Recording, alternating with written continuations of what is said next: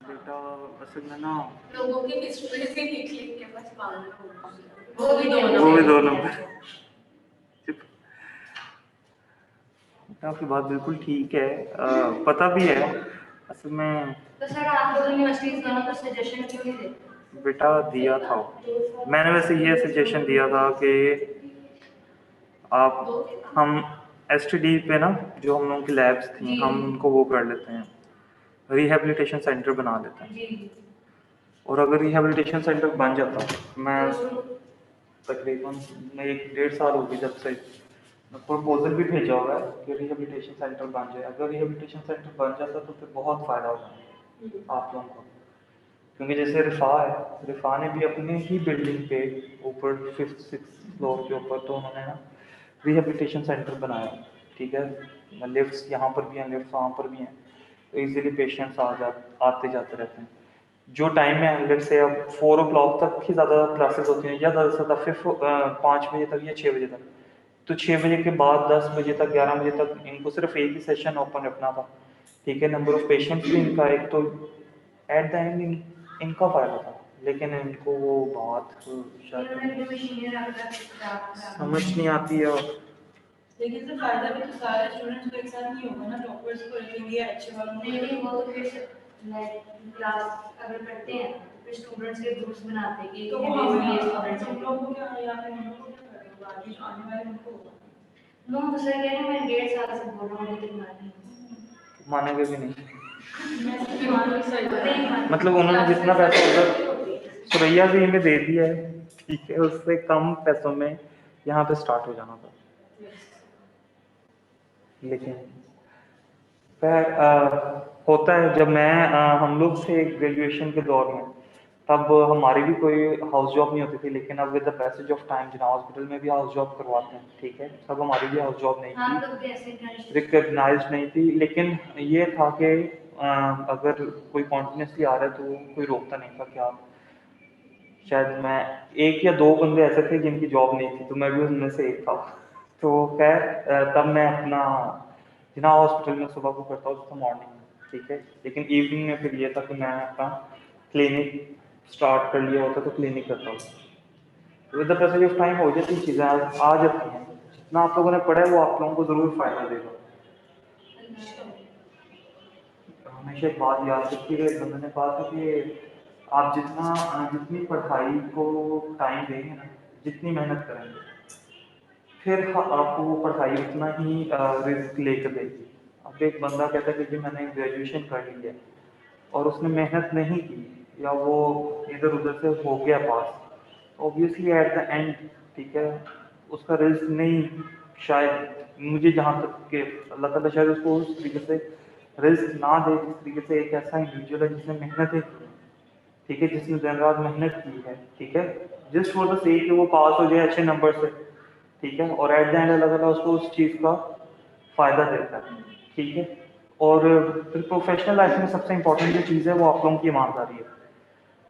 ईमानदारी इस सेंस में कि जिस चीज़ का आपको पता है उस चीज़ को अच्छे तरीके से डील करो, लेकिन जिसका चीज़ का नहीं पता उसको कह दो कि मतलब I am unable to deal this, ठीक है। तो आप काइंडली, मैं आपको रेफर कर देता हूँ कहीं पे, और टाइम के साथ साथ सारी चीज़ें ठीक हो जाती हैं, आप लोगों को पता चल जाएगा। ये जो सच और ईमानदारी है, ठीक है, जब आप करना स्टार्ट करोगे तो फिर बेहतर हो जाएगा। और हमारे माशरे में इस टाइम सबसे ज़्यादा इन चीज़ों की बुराइयाँ हैं, इखलाकी बुराइयाँ हैं हमारे में। हम सच भी नहीं बोलते, हम झूठ बोलते हैं ज़्यादातर, ठीक है। मतलब आप फिजिकल थेरेपिस्ट ही हैं जो कपिंग थेरेपी करते हैं ना, ये जो हज़रत मोहम्मद सल्लल्लाहु अलैहि वसल्लम की सुन्नत है, ठीक है, उन्होंने कपिंग थेरेपी की है, हिजामा जिसको बोलते हैं, ठीक है। तो वो परफॉर्म करते हैं, हालांकि मेरा नहीं ख्याल कि उनका कोई, ये हमने कोर्स किया हुआ है। आर्थ्रोस्कोपी वो कहते हैं, इंजेक्शंस भी लगा लेते हैं जॉइंट्स के अंदर 10-10 हज़ार 12-12 हज़ार का, हालांकि मेरे ख्याल से ये नहीं है। मतलब जो चीज़ नहीं है तो हम उसके लिए फिर ज़रूरी तो नहीं कि झूठ बोले सिर्फ इस चीज़ को।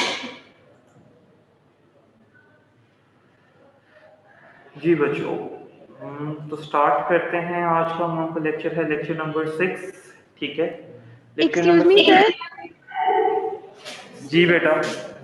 सर वो मैंने आपको कहना था, मुझे ना आपकी कोई मेल और लिंक और लेक्चर रिसीव नहीं होता, तो आप मेरा आईडी नोट कर लें। अच्छा बेटा मुझे मेल कर दो, मैं कर ओके लूँगा। सर, मैं कर दूंगी। Okay, thank you. ओके बेटा। अच्छा जी, सो लेक्चर नंबर 6, ठीक है, सेंट्रल और पेरिफेरल नर्वस सिस्टम, ठीक है।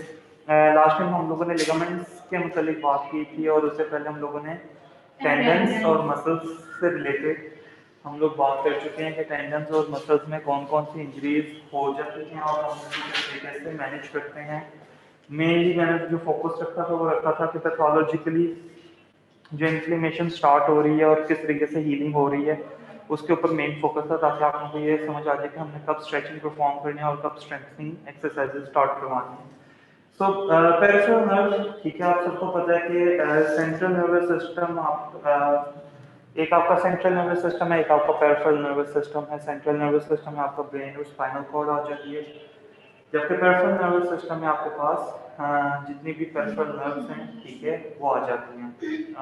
और इसके अलावा ये जो आपके नर्व रूट्स हैं, ठीक है, नर्व रूट से जितनी भी इंटरवर्टिब्रल फोरामिना से जितनी भी नर्व रूट्स एग्जिस्ट कर रही हैं, वो सारा पेरिफेरल नर्वस सिस्टम आ जाता है, ठीक है। अब अगर हम बात करें एक पेरिफेरल नर्व की, ठीक है, तो पेरिफेरल नर्व स्ट्रक्चरल यूनिट है आपके नर्वस सिस्टम का, डेट इज न्यूरॉन, ठीक है। आप सबको पता है कि न्यूरॉन का बेसिक फंक्शन क्या है कि उसने इम्पल्सेस को कंडक्ट करवाना है, ठीक है। और जो न्यूरॉन है, या हम उसको एक्सॉन भी कह सकते हैं, सिंपली जो एक्सॉन है या न्यूरॉन्स हैं, ठीक है, दे कैन बी माइलिनेटेड और they can be unmyelinated. Myelin sheath जो है वो एक श्वान सेल होता है जो कि एक्चुअली माइलिन शीट देता है, एक एक्सॉन को कवरिंग देता है। माइलिन शीट कवरिंग होती है माइलिन शीट जो कि श्वान सेल प्रोड्यूस करता है, ठीक है।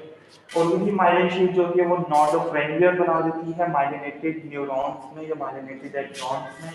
और ये नॉड ऑफ रेनवियर क्या करती है, एक्चुअली आपकी इम्पल्स को स्पीड अप कर देती है, रैपिड ट्रांसमिशन प्रोवाइड करती है, as compare to unmyelinated nerve fibre, जहाँ पर श्वान सेल्स भी नहीं होते और वहाँ पर माइलिन शीट भी नहीं होती, ठीक है। वहाँ पर क्या होता है कि जो कंडक्शन होती है इम्पल्सेस की, वो as compare to myelinated neurons कम होती है, और हमारी बॉडी में अनमाइलिनेटेड नर्व फाइबर्स होते भी कम हैं, ठीक है, as compare to myelinated neurons. Myelinated neurons most abundant है आपकी बॉडी में, ठीक है, आपके पेरिफेरल नर्वस सिस्टम के अंदर, ठीक हो गया। कनेक्टिव टिश्यू की कवरिंग जिस तरीके से आपके लिगामेंट्स को प्रोटेक्ट कर रही हैं, आपके मसल्स को प्रोटेक्ट कर रही हैं, आपके टेंडन को प्रोटेक्ट कर रही हैं, इसी तरीके से अलग अलग कनेक्टिव टिश्यू की कवरिंग रखी हुई है आपकी न्यूरॉन्स को भी प्रोटेक्ट करने के लिए फ्रॉम द एक्सटर्नल एनवायरनमेंट, ठीक है। अगर हम बात करें तो 3 कनेक्टिव टिश्यू कवरिंग्स हैं। द वन इज एंडोन्यूरियम, ठीक है। सिंपली जो एक्सॉन है, एक्सॉन की आउटर कवरिंग है अगर माइलिन शीट की, ठीक है, तो माइलिन शीट से अबव जो कवरिंग होगी वो किसकी होगी, एंडोन्यूरियम की होगी, ठीक है। अब ये जो एंडोन्यूरियम है, माइलिन शीट है और एक्सॉन है, ठीक है, ये एक एक्सॉन है, ठीक है, एक न्यूरॉन है। ये नंबर ऑफ एक्सॉन्स या नंबर ऑफ न्यूरॉन्स मिलकर नर्व फेसिकल्स बनाते हैं, ठीक है, सही है। ऐसे ही है, नंबर ऑफ न्यूरॉन्स मिलकर क्या बनाती है, नर्व फेसिकल बनाती है। नर्व फेसिकल के अंदर क्या आ जाते हैं, मल्टीपल एंडोन्यूरल कंपोनेंट्स आ जाते हैं, मतलब एंडोन्यूरियम आ जाते हैं, मल्टीपल एक्सॉन्स आ जाते हैं, ठीक है, सही है, और मल्टीपल श्वान सेल्स आ जाते हैं। तो ये इन नर्व फेसिकल को जो कवर कर रही है दैट इज पेरिन्यूरियम, ठीक है। तो एरिन्यूरियम और एंडोन्यूरियम दोनों का जो फंक्शन है that is to protect the inner axon और to protect the inner neuron from the external environment. वो चाहे टेंसाइल फोर्स हो, वो चाहे कोई कंप्रेशन आ रहा हो, उससे उन कनेक्टिव टिश्यू कवरिंग्स ने अंडरलाइन न्यूरॉन को प्रोटेक्ट करना है, ठीक है। Nerve fascicles, number of nerve fascicles जब इकट्ठी होती हैं तो एक पेरिफेरल नर्व बना देती हैं, ठीक है। अब एक जो पेरिफेरल नर्व है उसको अल्लाह ताला ने किससे कवर किया हुआ है, विद एपिन्यूरियम, ठीक है, जो कि आउटर मोस्ट लेयर होती है कनेक्टिव टिश्यू कवरिंग की। और इसका भी सेम टू सेम यही काम है कि इसने टेंसाइल फोर्सेस को एब्जॉर्ब करना है और ट्रांसमिट नहीं होने देना इनटू द अंडरलाइंग न्यूरॉन्स और इनटू द अंडरलाइंग स्ट्रक्चर्स, ठीक है। ताकि जो पेरिफेरल जो न्यूरॉन है वो अपना काम जो है वो एफिशिएंटली इफेक्टिवली परफॉर्म करती रहे.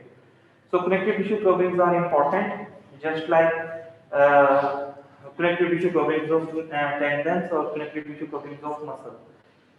अगर हम सेंट्रल नर्वस सिस्टम की बात करते हैं तो आप सबको पता है कि रेटिनॉइड मैटर है, ड्यूरा मैटर है और पिया मैटर है. तो ये वाली जो तीनों कवरिंग्स हैं ये एक्चुअली सेंट्रल नर्वस सिस्टम की ये तीन कवरिंग्स है कनेक्टिव टिश्यू कवरिंग्स, और जबकि आपकी पेरिफेरल नर्वस सिस्टम की कनेक्टिव टिश्यू कवरिंग्स को हम एंडोन्यूरियम, पेरिन्यूरियम और एपिड्यूरियम बोलते हैं.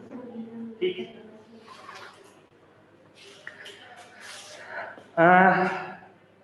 अब हम बात करते हैं about the peripheral nerve injury. Peripheral nerve injury तीन किस्म की हो सकती है. ठीक है, मतलब पेरिफेरल नर्व को थ्री टाइप्स ऑफ इंजरीज हो सकती हैं. ठीक है, द वन इज कि हाई मैग्नीट्यूड का स्ट्रेस हो फॉर अ शॉर्टर ड्यूरेशन. ठीक है, high magnitude stress applied for a shorter duration can injured your peripheral nerve और the nervous system, whether it can be central nervous system or whether it can be peripheral nervous system. Now the example is spinal cord injury. ठीक है, traumatic brain injury, high magnitude stress applied for a shorter duration. ऐसे ही है ना, spinal cord injury इसकी एक example है और traumatic brain injury इसकी एक एग्जांपल है, TBI and SCL. ठीक है, इसी तरीके से फिर है moderate magnitude का stress जो कि applied होता है for several times. ठीक है, moderate stress, moderate magnitude of stress of moderate magnitude applied for several times. ठीक है, not for a single time, applied for several times. It can also injure the peripheral nerve or the nervous system. ठीक है, इसके example देते हैं cubital tunnel syndrome. ठीक है, cubital tunnel syndrome में आपकी अल्नर नर्व पास कर रही है जो जैवलिन थ्रोअर्स होते हैं. Javelin throwers. ठीक है, जैवलिन का पता है सबको? जैवलिन थ्रो का नहीं पता? ये नेजा होता है, like a rod like structure और जिसके एंड के ऊपर एक आप कह लो नाइफ शार्प ऑब्जेक्ट सा लगा होता है और वो आप इन्होंने फेंकना होता है. ठीक है, ये उसकी पोजीशन होती है. ठीक है, इसमें मतलब ये जो वेल्गस है वो एक्सट्रीम वेल्गस के ऊपर होती है और ये भागते भागते ये लोग क्या करते हैं इसको छोड़ देते हैं. ठीक है, ताकि मैक्सिमम दूर जा सके. नहीं, वो नेजा तो वो दूसरी होती है ना जिसको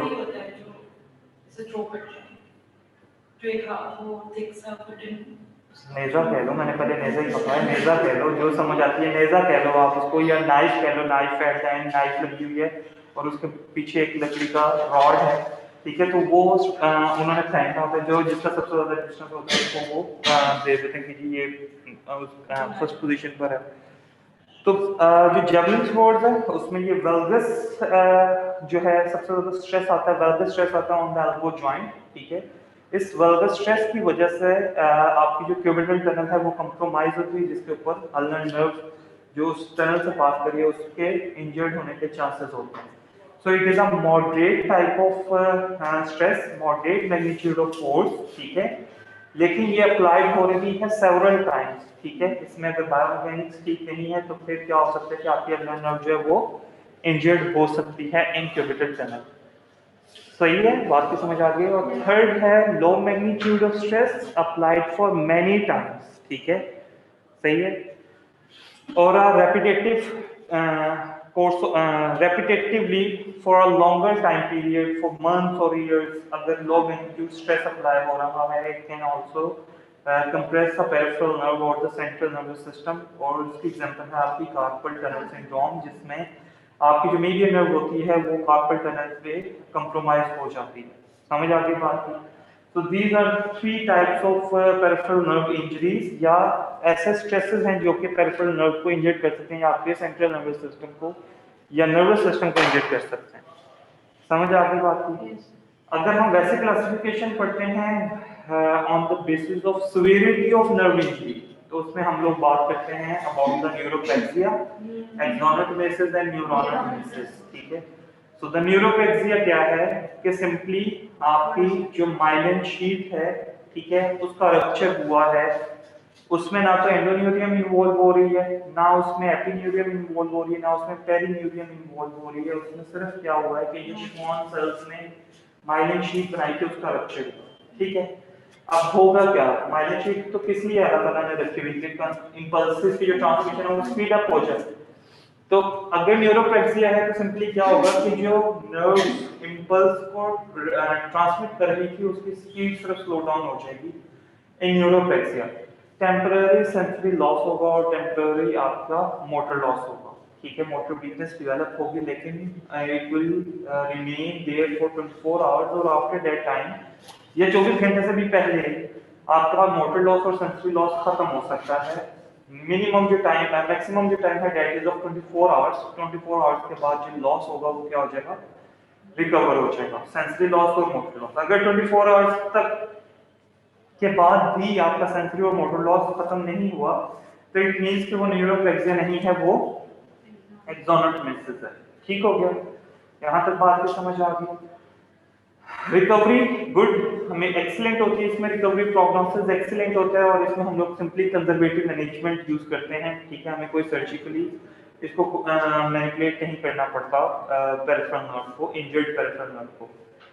अगर हम बात करें एक्सोनोटोमेसिस के, तो एक्सोनोटोमेसिस में आपकी जो न्यूरॉन है इटसेल्फ, ठीक है, एंडोन्यूरियम है, ठीक है, और जो माइलिन शीट है, मतलब जो इनर मोस्ट कंपोनेंट है किसी भी पेरिफेरल नर्व का, वो इंजर्ड हो रहा है। समझ आ रही है बात की, इनर मोस्ट जो कंपोनेंट्स हैं पेरिफेरल नर्व के वो इंजर्ड हो जाएं तो उसको हम लोग एक्सोनोटोमेसिस बोलते हैं। ठीक है, अब सिर्फ पीछे जो कवरिंग इंटैक्ट रह रही है वो है आपकी एपिन्यूरियम या पेरिन्यूरियम, वो इंटैक्ट रह रही है, बाकी जो अंदर वाली इनर मोस्ट जितनी भी कनेक्शंस थे वो सारे रप्चर हो गए, अपार्ट हो गए हैं। ठीक है, गैप आ गया। तो उसके लिए हम लोग क्या करते हैं, दैट इज एक्सोनोटोमेसिस। उसमें मॉडरेट किस्म का मोटर लॉस होता है।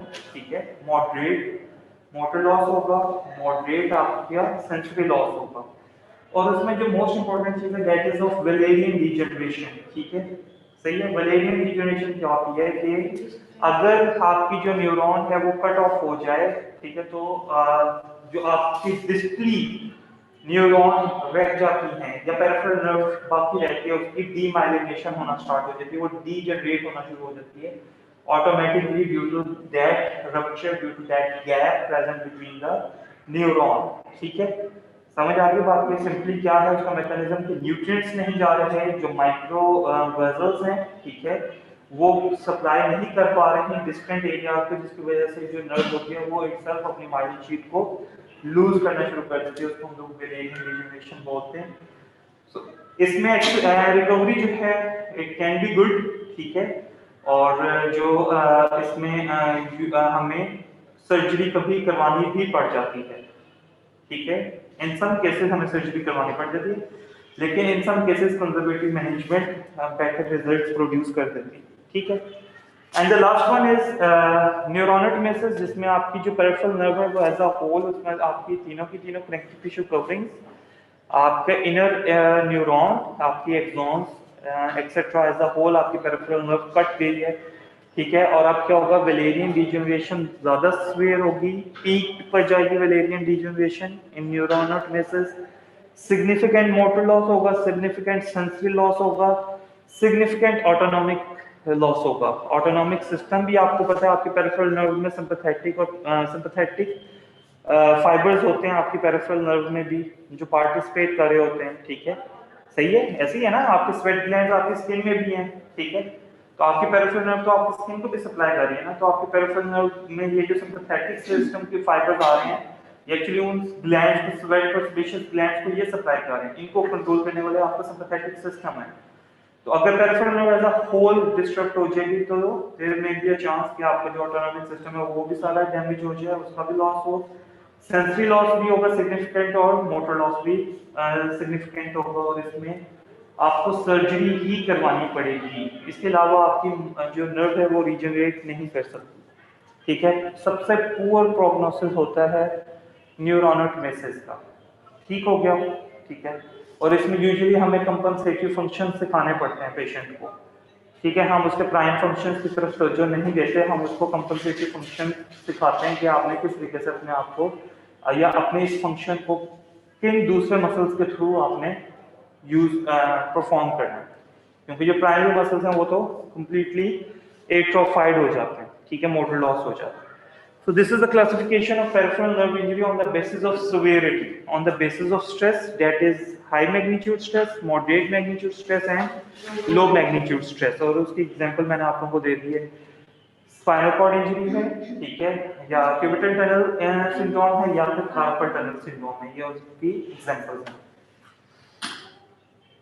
अच्छा, न्यूरोडायनेमिक्स की अगर हम बात करें, न्यूरोडायनेमिक्स इंपॉर्टेंट रोल प्ले करता है. आप सबको पता होगा डेविड बटलर और माइकल शेकब्लॉक, दो साइंटिस्ट हैं जिन्होंने ये कॉन्सेप्ट दिया था न्यूरोडायनेमिक्स का, कि जब भी आपकी जो पेरिफेरल नर्व है, ठीक है, जिस तरीके से आपके बाकी टिश्यूज हैं बॉडी के, ठीक है, जिस तरीके से वो मोबाइल हैं, इसी तरीके से जो आपका पेरिफेरल नर्वस सिस्टम है that is also mobile system, ठीक है, और ये फ्रीली हैंग कर रहा है आपकी बॉडी में.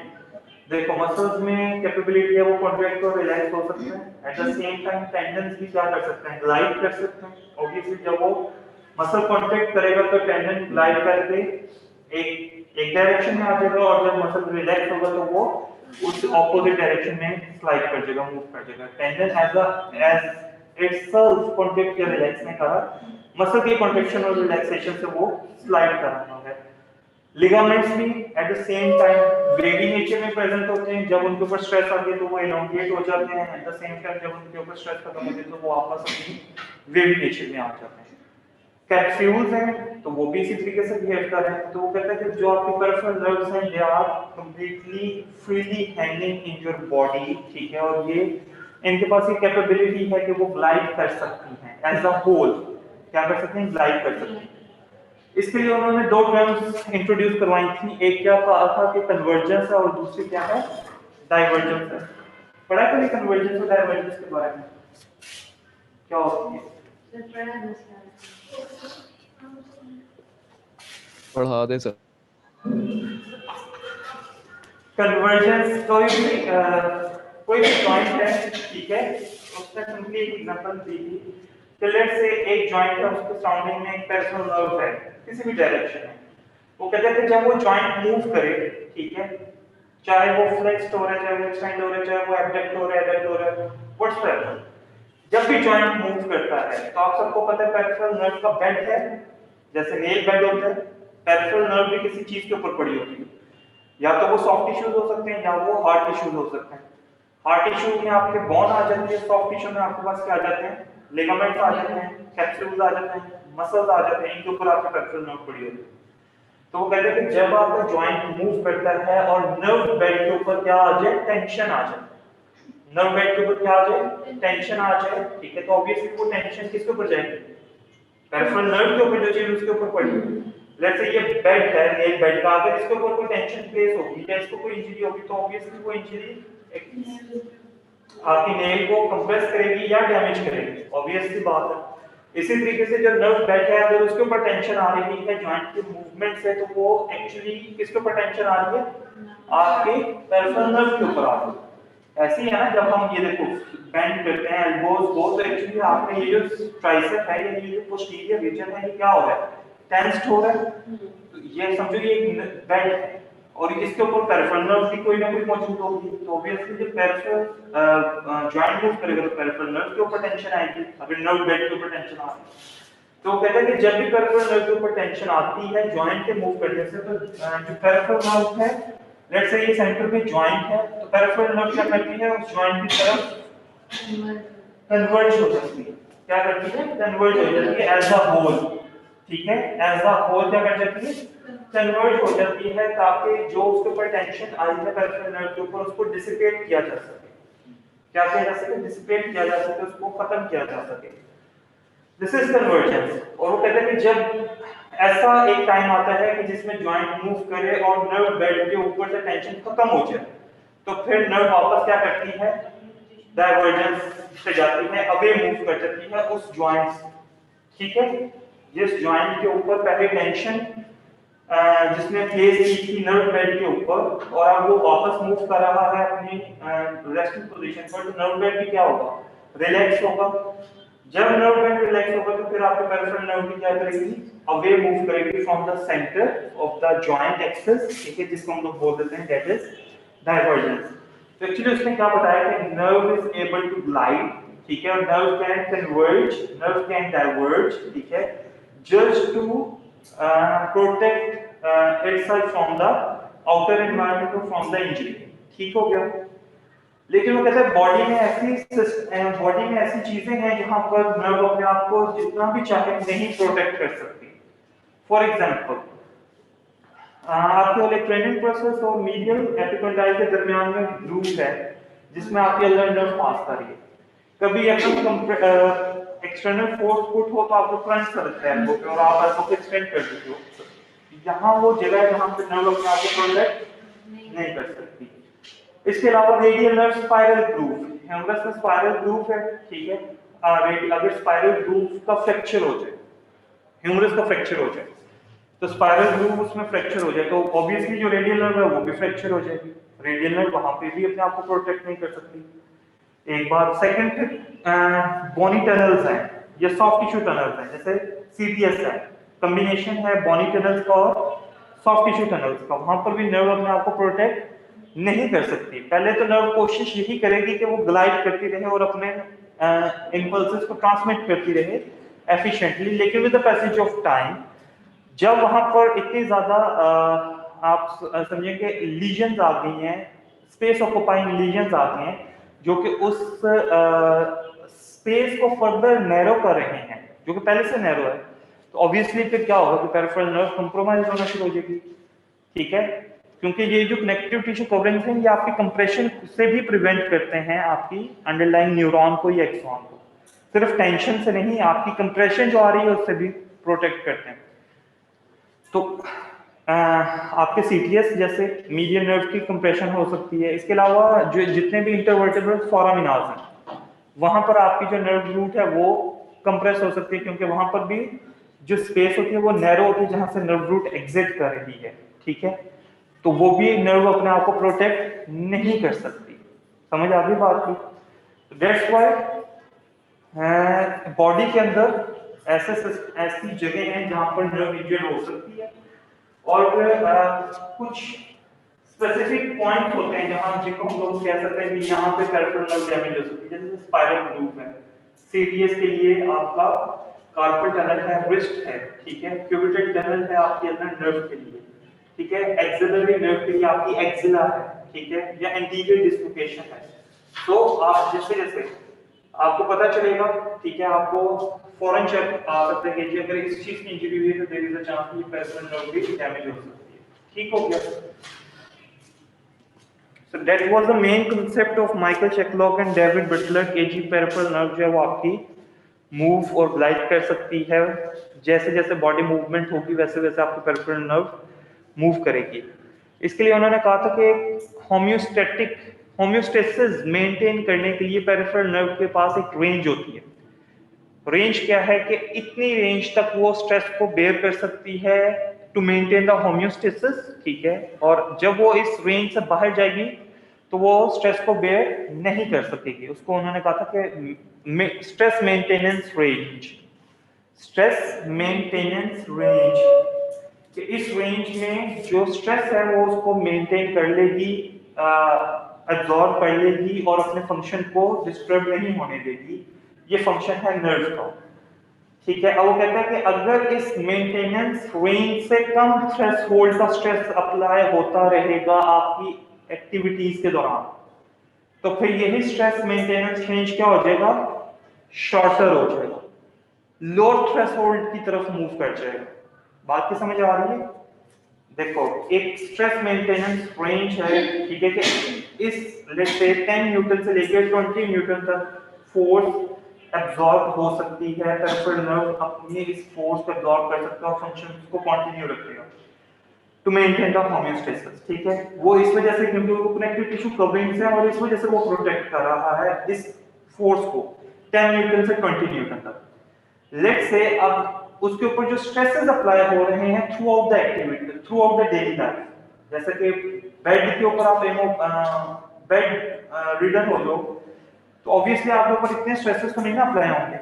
तो 5 न्यूटन फोर्स अगर कंटिन्यूअसली अप्लाई होती रहेगी तो वो कह रहे हैं कि यही स्ट्रेस मेंटेनेंस रेंज क्या कर जाएगी, 5 न्यूटन से 12 न्यूटन तक आ जाएगी। तो इसका मतलब क्या है कि इंजरी के लिए थ्रेशोल्ड लेवल कम हो गया। अब जब वो कुछ काम करेगा, ऐसा कोई काम करेगा नॉर्मल ही होगा। हम सब के लिए जो फिजिकल एक्टिविटीज परफॉर्म कर रहे हैं वो हम सब के लिए नॉर्मल होगा, लेकिन शायद उसके लिए वो क्या हो जाए, इंजीरियस हो जाए, ठीक है, और वो उसकी पेरिफेरल नर्व को इंजर कर दे, ठीक है। तो उसका स्ट्रेस, क्योंकि स्ट्रेस मेंटेनेंस रेंज क्या थी, लो थ्रेशोल्ड की तरफ चली गई। इसी तरीके से वो कहता है कि अगर मेंटेनेंस रेंज से ज्यादा स्ट्रेस अप्लाई होगा तो उसमें भी क्या होगी, पेरिफेरल नर्व आपकी डैमेज हो जाएगी, नर्व डैमेज हो जाएगी।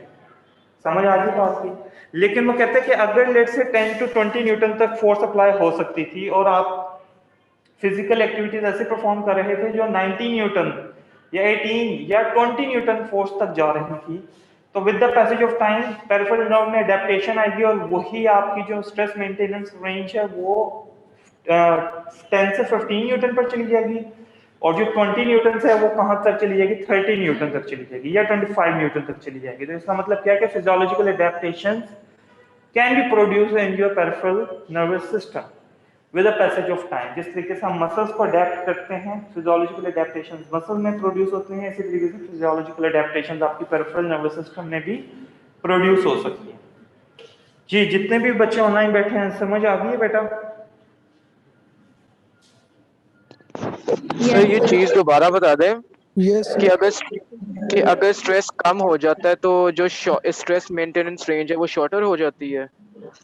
हाँ जी, अगर स्ट्रेस मेंटेनेंस रेंज से कम का थ्रेशोल्ड, कम का स्ट्रेस लगती रहे continuously for a longer time period, जैसे कि एक बेड रिडन पेशेंट हो, तो ऑब्वियसली वो फिजिकल एक्टिविटीज तो नहीं ना परफॉर्म कर सकता जो हम फिजिकल एक्टिविटी परफॉर्म कर रहे हैं, walking, jogging, running, ascending and descending stairs, ठीक है। बेड रिडन पेशेंट में वो मेंटेनेंस रेंज क्या होगी, लो थ्रेशोल्ड लेवल की तरफ चली जाएगी, 5 न्यूटन से लेट से 10 या 12 न्यूटन तक चली जाएगी।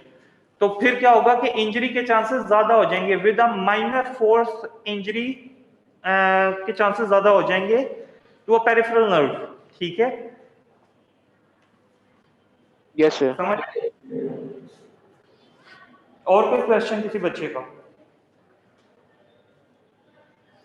अच्छा, अब हम बात करते हैं कि आपकी अपर एक्सट्रीमिटी में, या आप सबसे पहले ब्रेकियल प्लेक्सस, जिस तरीके से आपकी अपर एक्सट्रीमिटी के लिए ब्रेकियल प्लेक्सस है, आपकी लोअर एक्सट्रीमिटी के लिए कौन सा है, लंबोसेक्रल प्लेक्सस है, ठीक है। ब्रेकियल प्लेक्सस C5 से लेकर T1 तक है, टोटल 5 नर्व रूट्स मिलकर आपका क्या बना रही है, ब्रेकियल प्लेक्सस बना रही है, ठीक है।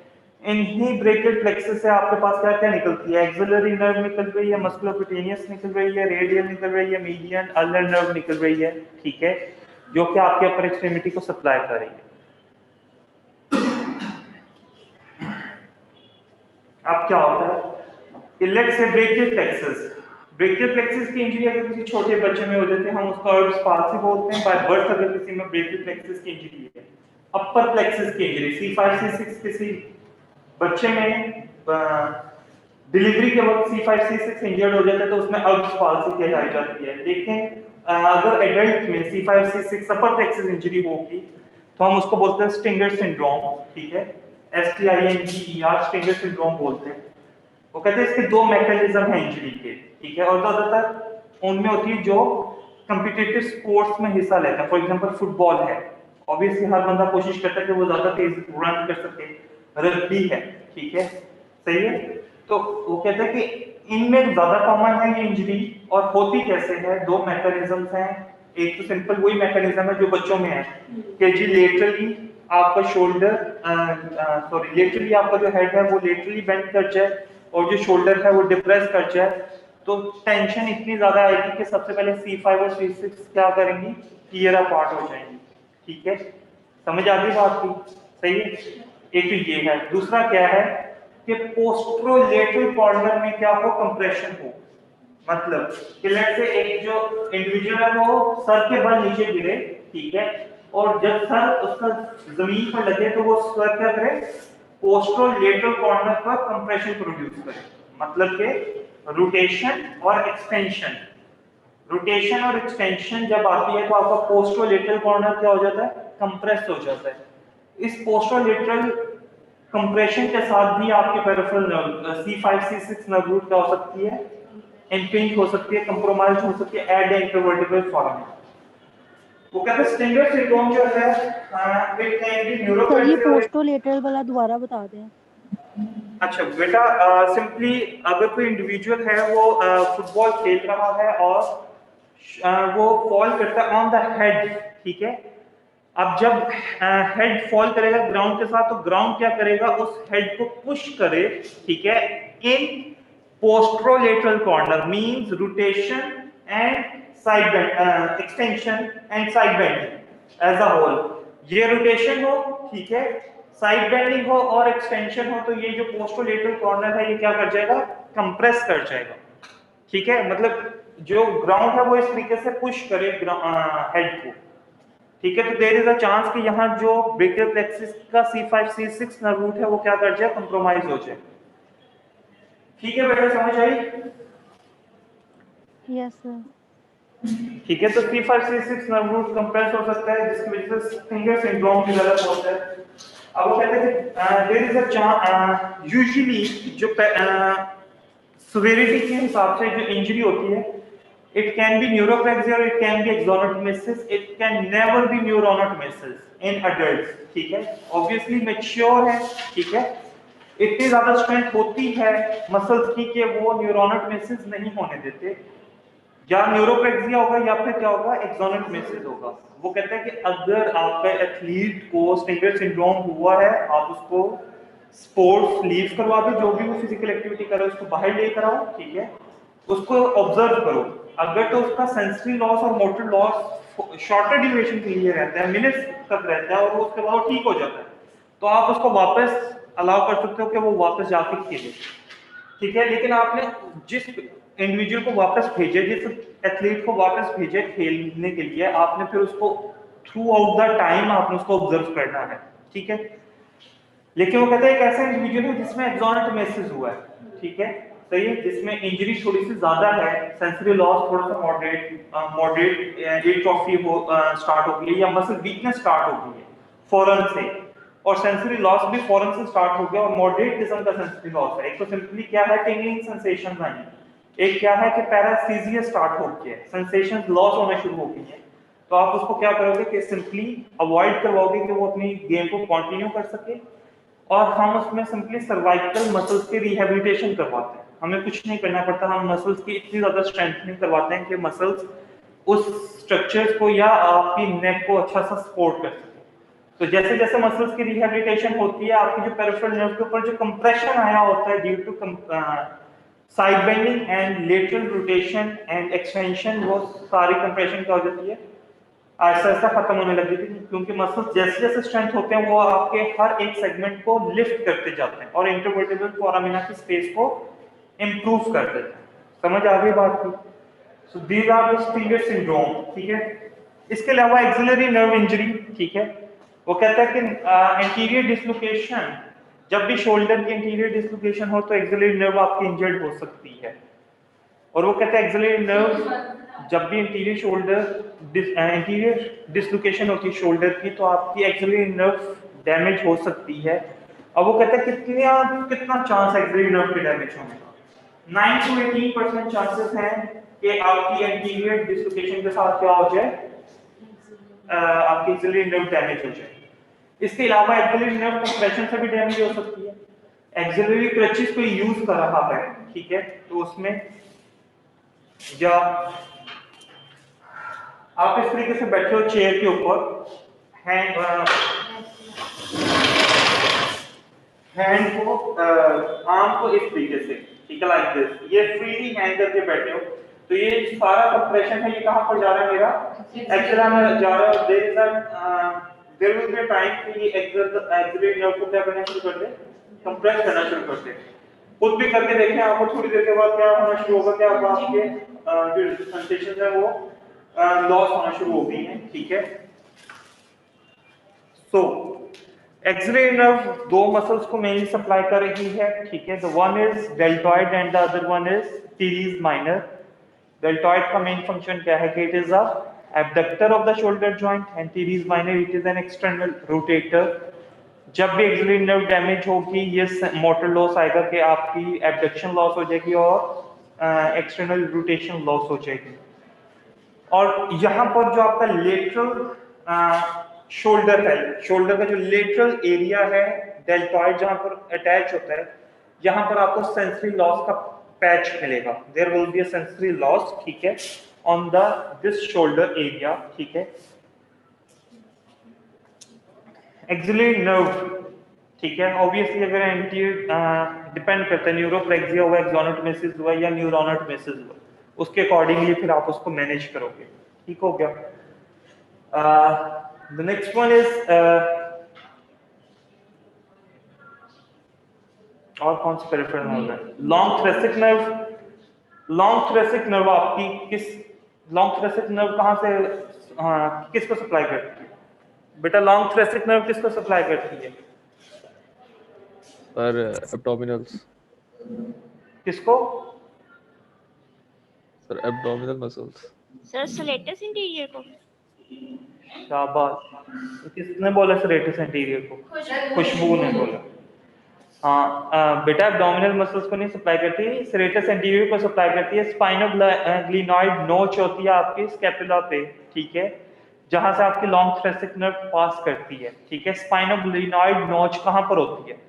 जहाँ पे स्पाइनोस्कैपुला, स्पाइनोस्कैपुला का पता है ना, जिसमें जो सुप्रास्पाइनेटस फोसा में और इंफ्रास्पाइनेटस फोसा में डिवाइड करता है स्कैपुला को, और जहाँ पे ग्लिनॉइड फोसा होता है, मतलब ये स्पाइन ऑफ स्कैपुला जा रही है like this is the spine of scapula and this is the glenoid fossa, और यहाँ पर आपकी स्पाइनोग्लिनॉइड नोच है, जहाँ से आपकी लॉन्ग थ्रेसिक नर्व आके किसको सप्लाई करती है? सेरेटस एंटीरियर को सप्लाई कर रही है। तो स्पाइनोग्लिनॉइड नोच के ऊपर, स्पाइनोग्लिनॉइड फोरामेन के ऊपर कंप्रेशन कैसे आ सकता है? वो कहता है कि जितनी फोर्सफुल एक्टिविटीज होंगी, ठीक है, लेट्स से फोर्सफुल एक्टिविटीज कौन सी, कि अगर आपने बहुत ज्यादा हैवी वेट उठाया है किसके ऊपर? स्कैपुलर एलिवेशन के दौरान बहुत ज्यादा वेट उठाया, तो देयर इज अ चांस कि आपकी क्या हो सकती है? स्पाइनोग्लिनॉइड नोच के ऊपर कंप्रेशन आ सकती है। किसकी वजह से? कॉन्ट्रैक्टाइल फोर्स की वजह से, जो मसल्स प्रोड्यूस कर रहे हैं उसकी वजह से लॉन्ग थ्रेसिक नर्व कंप्रोमाइज हो सकती है। और अगर लॉन्ग थ्रेसिक नर्व कंप्रोमाइज हो जाए तो there will be a chance के स्कैपुला की क्या हो जाएगी? विंगिंग हो जाएगी, ठीक हो गया सिंपली। विंगिंग को चेक करने का क्या तरीका है? क्या पेशेंट को कैसे से वॉल पुशअप करे, ठीक है, या वॉल को पुश करे, वो जिस साइड से उसकी विंगिंग होनी होगी या लॉन्ग थ्रेसिक नर्व जिस साइड पे उसकी डैमेज होगी, उस साइड का जो मीडियल बॉर्डर होगा वो क्या कर जाएगा? एलिवेट कर जाएगा, ठीक है, जब आप कंप्रेस करोगे। नॉर्मली आपको नहीं पता चलेगा, ठीक है, या आपको स्कैपुलोह्यूमरल रिदम चेक करना पड़ेगा, उसमें भी शायद आपको फील हो जाए ऑब्जर्वेशन से। लेकिन फिर आप क्या करवा सकते हो? सिंपली टेस्ट करवा सकते हो, या आप पुश करना है वॉल को, तो पुश करने से वॉल पे आपको पता चल जाएगा, क्योंकि सेरेटस एंटीरियर तब ही एक्टिवेट होता है जब आप किसी चीज को पुश करते हो, वॉल को पुश करते हो। समझ आ गई बात की? मीडियल बॉर्डर जो है वो उठ जाएगा। और इसके अलावा आपके पास आ जाती है thoracic outlet syndrome. Thoracic outlet syndrome outlet एक विजन है जहां से आपके ब्रेकियल प्लेक्सस ट्रेवल कर रहा है from one area to the other area, मतलब जहां से ब्रेकियल प्लेक्सस बनता है वहीं से आपका थ्रेसिक आउटलेट स्टार्ट हो जाता है, और जहां पर ब्रेकियल प्लेक्सस आपका अपर एक्सट्रीमिटी में एंटर होता है at the point of axilla, वहां पर आपका थ्रेसिक आउटलेट खत्म हो जाता है। तो देयर इज अ चांस कि इस थ्रेसिक आउटलेट में आपका ब्रेकियल प्लेक्सस कहीं पर भी कंप्रोमाइज हो सकता है। आप सबको पता है इंटरस्केलेनाइड ट्रायंगल, स्केलेनस एंटीरियर और स्केलेनस मीडियस के दरमियान एक ट्रायंगल है लाइक दिस। एक फ्रंट पे एंटीरियर है, पीछे मीडियस है और नीचे फर्स्ट रिब होती है।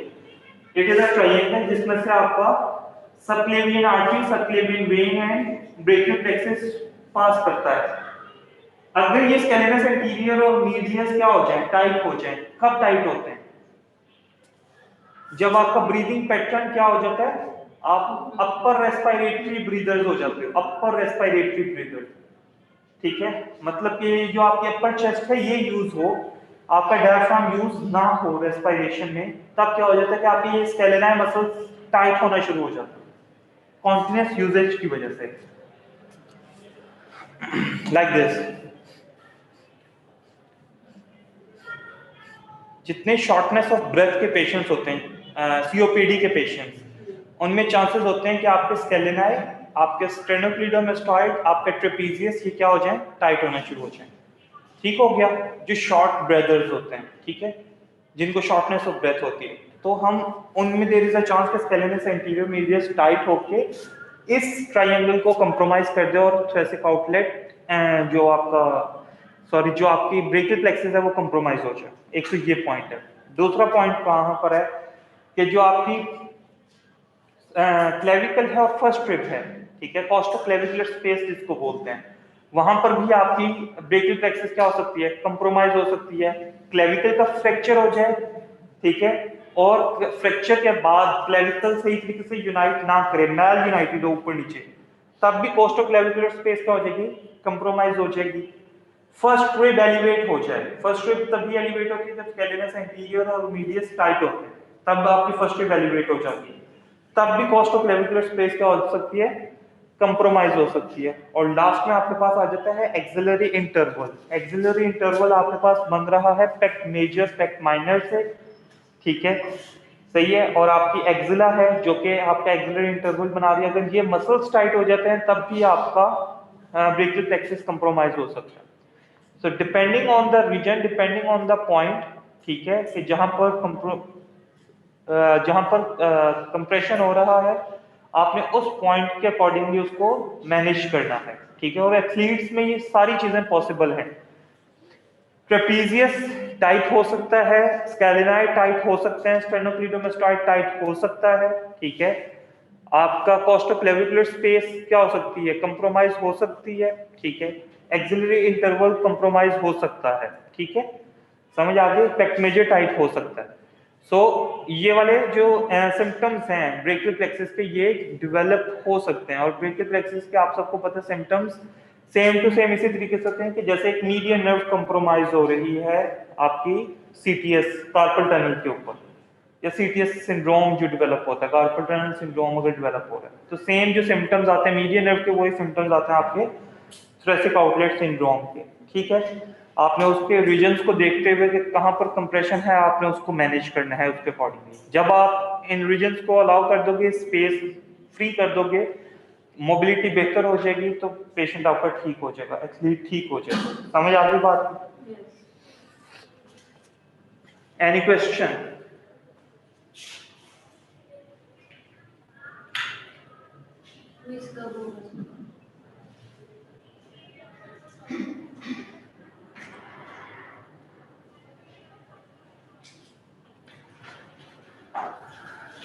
अच्छा जी बेटा, क्विज सर क्विज का बता दें कब होगा? आहो विद फैमिली करें अपने जान की कथी हो।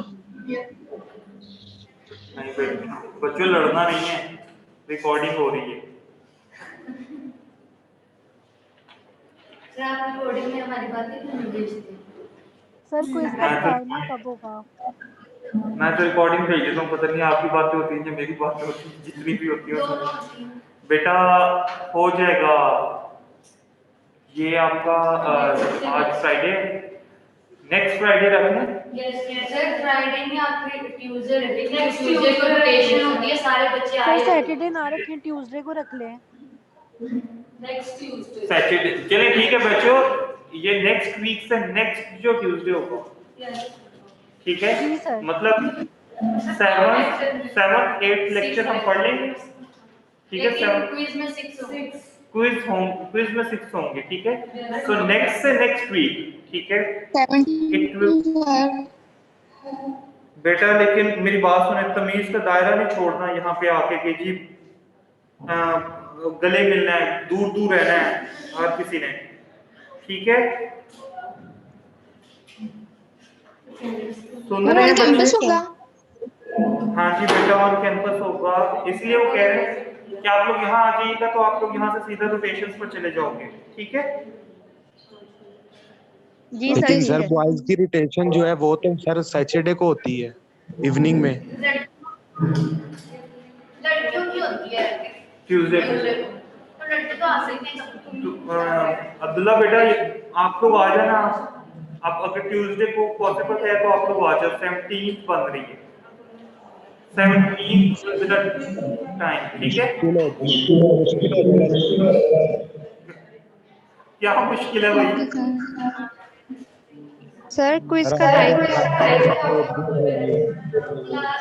बेटा लेक्चर नहीं, जो लेक्चर का टाइम है 2 o'clock, 2 o'clock की होगी, 2 o'clock की होगी।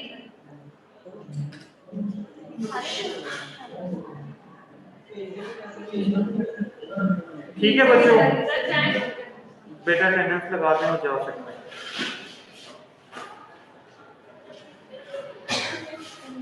अस्सलाम वालेकुम सर। वालेकुम अस्सलाम। सर वो दिसंबर में शादी आ रही है, तो मैं चला जाऊँ दिसंबर में शादी? सर? जी सर। तो दिसंबर तो बहुत दूर है, ये तो 17 नवंबर की बात हो रही है। नहीं सर, वो academic calendar academic sir calendar में मिड टर्म आ गया? सर एकेडमिक कैलेंडर आ गया अभी तक? आ गया हुआ है, सर हम भी नहीं तो उसमें क्या हुआ है? सर वो मुझे नहीं आया सर। सर वो आपको बोल रहे थे वो मैं- सेट करने वाली शादी की डेट। अच्छा अच्छा, शहीद बेटा मैं भेज दूंगा आपको, ठीक है? ये एक दफा मेल भी कर दें। ओके बच्चे,